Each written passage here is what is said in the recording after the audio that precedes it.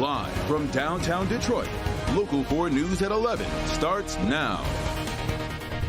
An incident on board a school bus sends several students to the emergency room, with parents accusing the driver of intentionally brake checking their children. Tonight we've got the video showing exactly what happened. But we begin with the winter weather moving across Michigan, with some communities on the west side of the state getting a foot of snow by the weekend. Storm bringing frigid conditions across metro Detroit, and that cold weather is going to be sticking around, in fact, all weekend. And with temperatures below freezing, the snow is starting to stick to the ground, making for some slick conditions on our roads. Let's check in with Kim Adams, tracking that Arctic air headed our way. Kim. This is an Arctic air mass. Right now, wind chills are in the teens, and throughout the day tomorrow, even though temperatures will be in the 20s, it will feel like it's in the teens all day long as the winds start to pick up, gusting to 20 to 25 miles per hour. But I want to show you Saturday morning. By Saturday morning, this is what it will feel like in Metro Detroit. 0 in Pontiac, 2 below in Howell, 3 in the city of Detroit. These will be the wind chills, not the temperature, but this is the wind chill. So this is what it will feel like. And if you're headed to the Michigan or the Michigan State games, you better bundle up, because it is going to be very, very cold. We do have some snow showers to talk about on Exact Track 4D radar. These are coming over courtesy of Lake Michigan. That lake enhanced snowfall finally making it over to our backyard, so it's not as heavy as it is on the west side of the state by the time it gets here. But we are seeing some light to moderate snow showers in Webster, Pinckney as well. Head up into parts of northern Macomb County. If you're in Romeo, Armada, or in Richmond, you're getting a few snow showers as well. We'll continue to track these for the next several hours, but by the time the morning commute comes around, I think it's going to be more of a problem with just a few slippery spots on the roads, as temperatures will be well below freezing. But the heaviest snowfall again totaling up on the west side of the state, with a winter storm warning from Grand Rapids down to Kalamazoo. I'll have more on that, plus your weekend forecast coming up. Kim, so a miserable night to sleep outside, but that's what dozens of community leaders and business executives are doing at Covenant House tonight. It is all to bring attention to the plight of children experiencing homelessness. Our Mara McDonald is live on Detroit's west side. Mara, they're out there until tomorrow morning.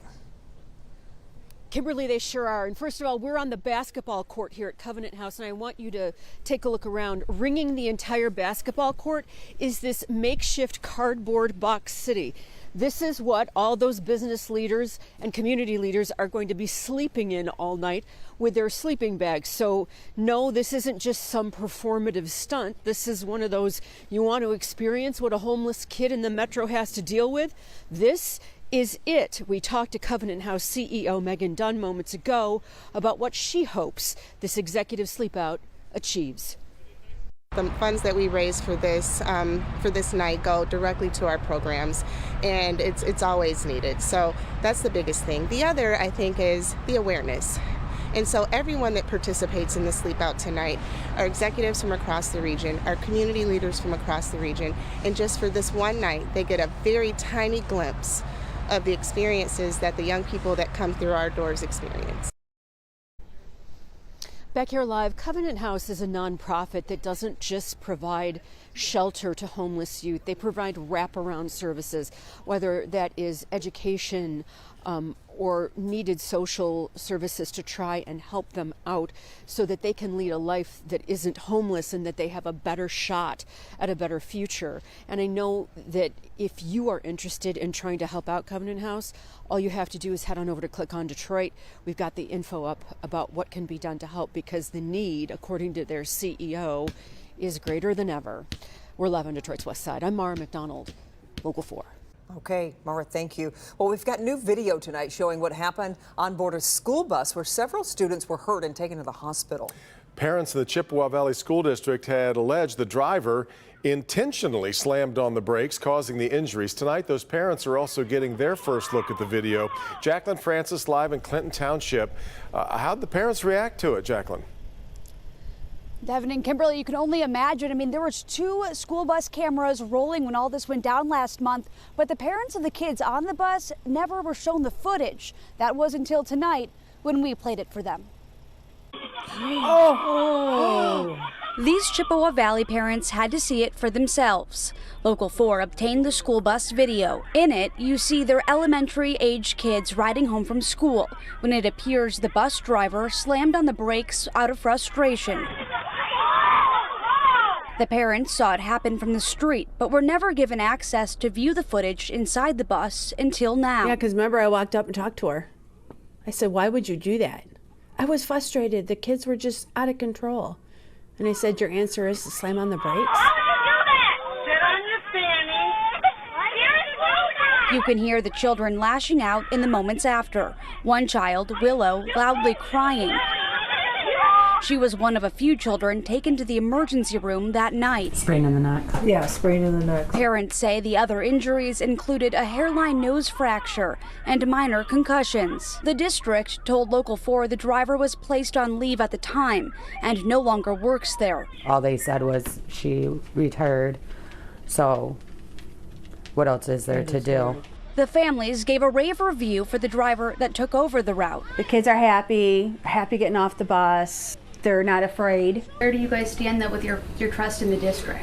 Not very much at all, because we kept calling, and many times throughout 2 years, and I would hear, oh, you're the sixth one calling about this, and then they say we never called. In releasing the video to us, the Chippewa Valley School District gave us the following statement, writing in part, quote, "The safety and security of our students is always our top priority, whether they are in school or riding on a school bus. The driver no longer works for our school district. We want our families to know that we took immediate action based on our investigation and our findings." You can find their full statement right now on our website, clickondetroit.com. Reporting live in Clinton Township, Jacqueline Francis, Local 4. Okay, Jacqueline. Well, tonight we are awaiting ticket information for Sunday's Buffalo Bills-Cleveland Browns game that has been moved to Ford Field due to the winter storm about to hit the Buffalo area. Kickoff set for Sunday at 1 p.m. All we know so far is that the Bills will be opening pre-sale tickets to their season ticket members tomorrow afternoon. There has been no information yet about when tickets will become available to the general public and how much tickets will cost. We will let you know just as soon as that information is released. Another deadly shooting during a mental health crisis. This time the gunman shooting and killing his neighbor over a dispute from a year ago. That shooting happened around 7 this morning on Robeson Street, that's south of Joy Road on the city's east side. Police say when they responded to shots fired, they found a person with a gunshot wound in the street. That person later died. It was the neighbor of the gunman, and he was shot over an Amazon package argument from more than a year ago.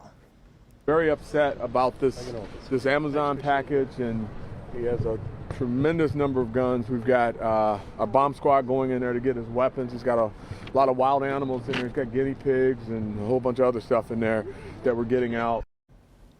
Chief White wants the man to get the mental health assistance he needs before being held accountable. Now to an update on a story we brought you last night. The St. Clair County Sheriff's Office says it was a former employee who posted anti-LGBT comments on the department's official Twitter account. Sheriff Matt King says after investigating the tweets, it was determined the former employee still had access and was mistakenly posting on the department's page. The sheriff says that Twitter account will now be deleted and that all updates will not come from the department's Facebook page. And speaking of Twitter. Twitter, man, the mess at Twitter. A lot of questions about the future of the company, Twitter, after a new wave of employee resignations. The exodus comes after Elon Musk sent a company-wide email telling employees to expect long hours at high intensity if they wanted to stay. Musk also requiring managers to meet with employees in person once a week or at least monthly. Twitter is closing offices now until Monday and asking employees to not share confidential company information. But the leading hashtag trending on Twitter tonight is hashtag RIP Twitter. New tonight, the Biden administration is planning on asking the Supreme Court to resume the student loan debt relief program. The new court filing was announced today. It comes 3 days after the appeals court in St. Louis issued a nationwide injunction pausing the program. It is the latest in a series of legal challenges to Biden's plan to cancel up to $20,000 in student debt.